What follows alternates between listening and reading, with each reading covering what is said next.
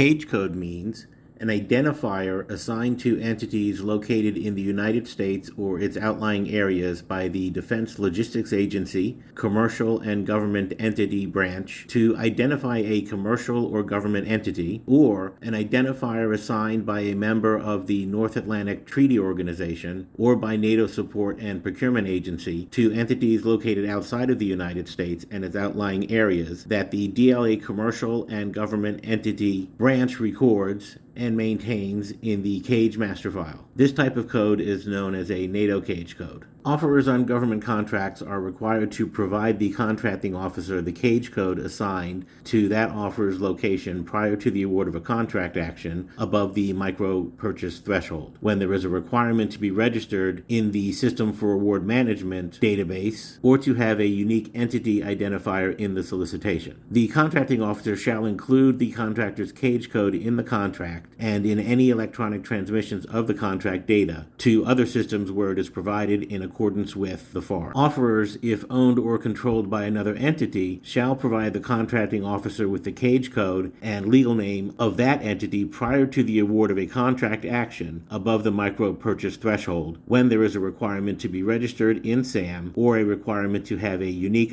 entity identifier in the solicitation. Contracting officers are required to verify the offeror's Cage code by reviewing the entity's registration in the System for Award Management active registrations. For entities not required to be registered in SAM, the contracting officer shall validate the Cage code using the Cage code search feature through DLA. The matter of BDO USA involves a case where the protester was associated with two different Cage codes.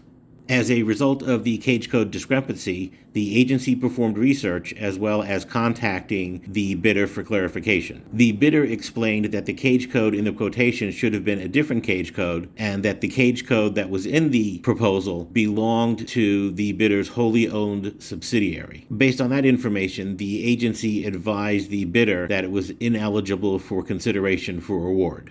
The GAO determined that the information readily available, such as Cage codes and DUN numbers, must reasonably establish that different entities are in fact the same concern. The GAO noted that the bidder, in its response to the agency's request for clarification, informed the agency that one of the Cage codes belonged to the bidder's wholly owned subsidiary. According to the GAO, the bidder's subsequent communications with the agency did nothing to correct this prior statement. According to the GAO, the record therefore supported the reasonableness of the agency's decision to find the awardee ineligible for award.